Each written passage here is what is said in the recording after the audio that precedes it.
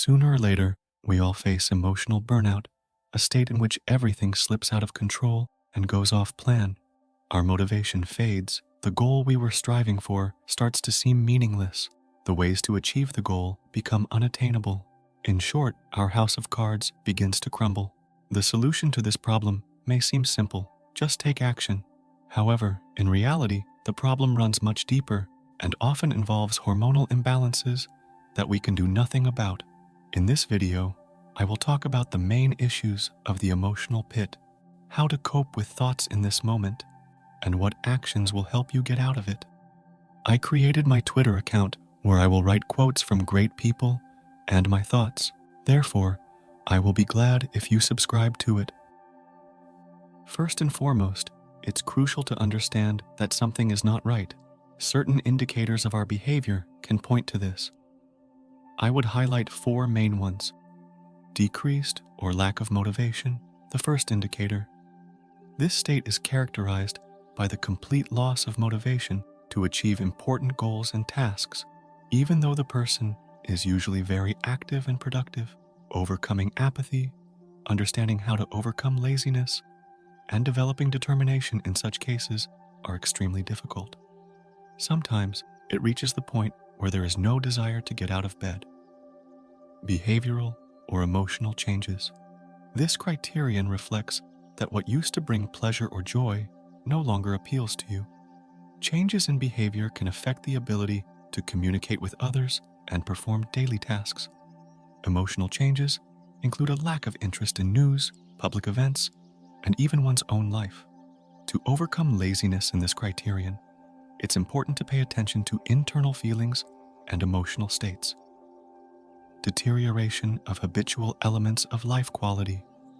Important aspects of life may become indifferent to the person, ranging from a reluctance to perform basic hygiene procedures before sleep to a decline in work capacity, leading to lower wages. Behavioral changes often negatively impact professional life and personal relationships, making it challenging to find answers on how to get rid of laziness and apathy because there is no desire to do so. Changes in behavior are not caused by other conditions. In other words, there was no specific event or reason that triggered the emotional decline. Consequently, it is impossible to understand the cause of such a state. If we cannot understand the cause, it is incredibly difficult to find the right action to help us get out of this state.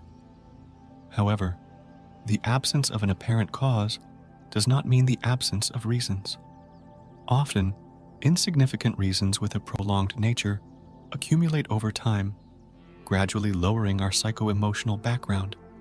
One of the main reasons is fatigue. Long ago, I read about a 25-year-old influencer who claimed that he only needed 5 hours of sleep to function properly. This is a very typical trap for our body, simultaneously simple and challenging to detect. It is widely known that about 8 hours of sleep are necessary. This time period allows the body to recharge, the brain to recover, and organs to rest from intensive work. In short, our body enters a state of sleep. But let's assume we decide to reduce sleep time to 5 hours. What happens? The body goes into emergency mode, and all elements start working actively, essentially trying to survive. During the process of salvation, he conceals the fact that workability gradually decreases, attention span diminishes, a certain apathy increases. But despite all this, the desire to sleep does not appear. And in the course of these changes, it turns out that all this time, the body is essentially entering a state of sleep during wakefulness. And if we compare the brain and body's performance indicators during 8 hours of sleep versus 5 hours of sleep, it becomes clear that everything has only worsened. This trick is created by the brain for survival, assuming that if a problem arises, it is directly related to survival, and one needs to fully activate oneself. But it assumes that this is temporary, though it doesn't turn out to be so. When the brain finds it difficult to maintain its usual routine, it starts to roll back. This is when apathy arises and a person seemingly inexplicably starts feeling unwell. This is just my theory, my assumption, based on the study of evolution and the functioning of all body structures as a single mechanism. However, this theory also finds support in scientific practice, so in the description, you can find references to studies demonstrating changes in brain function due to sleep deprivation. Therefore, it is very important to monitor your sleep and take breaks from work.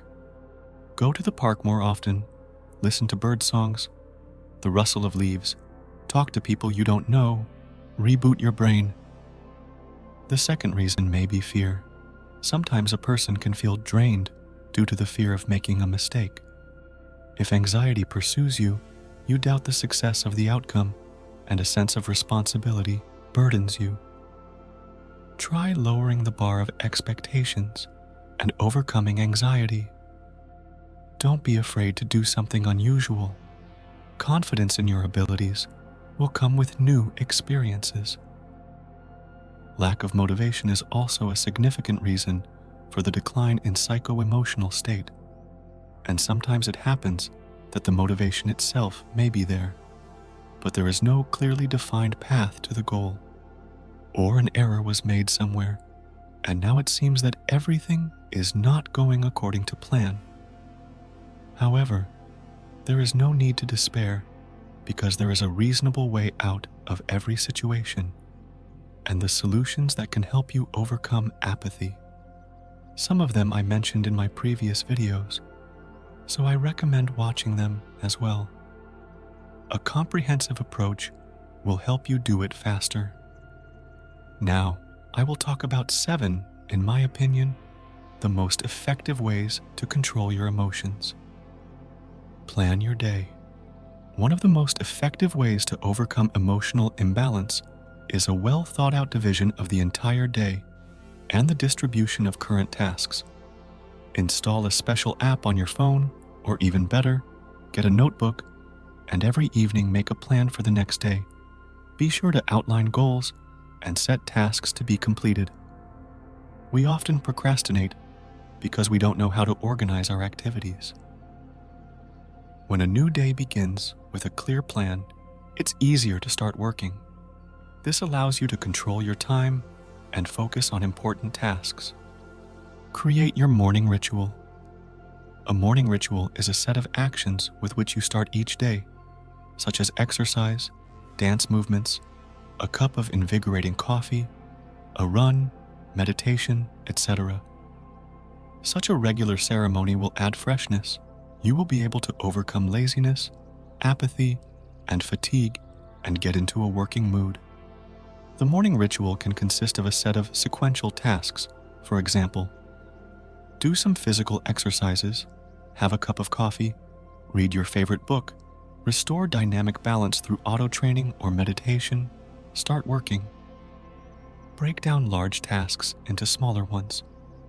Overwhelming goals can be intimidating, leading to confusion about where to start and a sense of helplessness. Try breaking down a big task into smaller ones.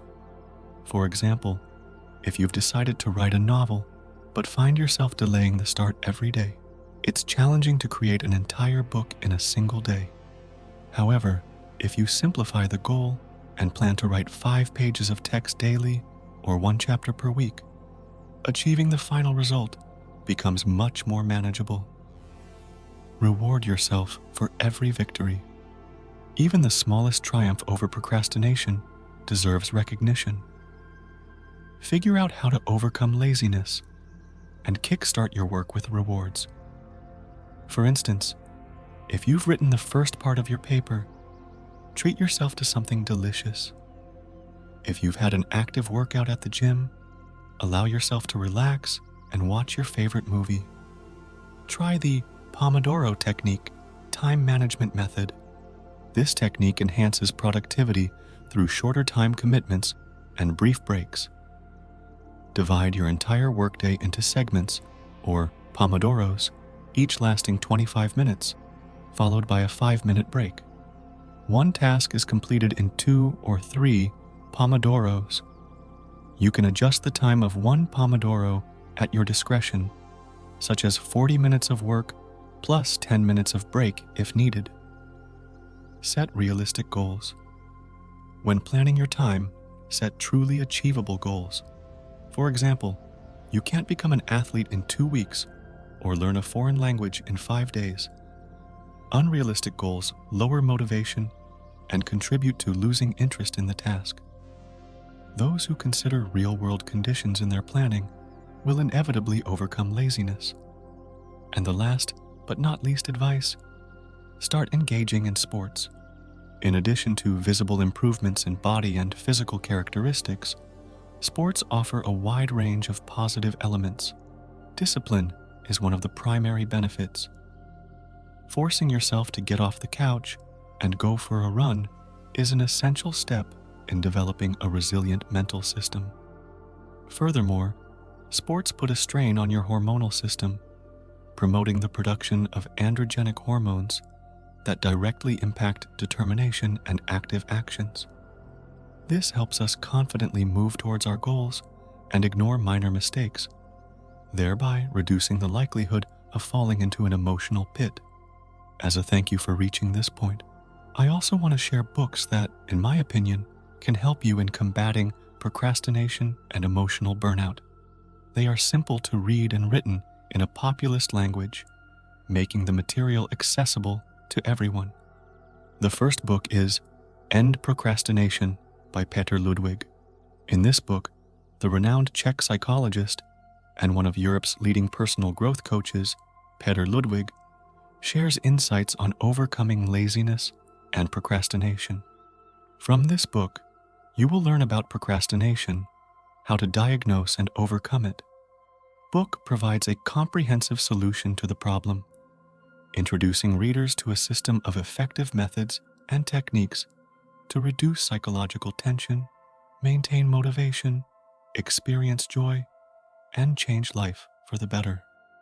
The second book is written by American psychologist Neil Fiore. It's called The Now Habit at Work, a strategic program for overcoming procrastination and enjoying guilt-free play. Neil Fiore has been researching health psychology for over 35 years, focusing on issues such as increasing work efficiency, stress management, career growth, and developing new techniques to combat procrastination. Remember that a significant portion of problems lies in our minds, and if you can conquer it, you'll reduce emotional fluctuations in your life.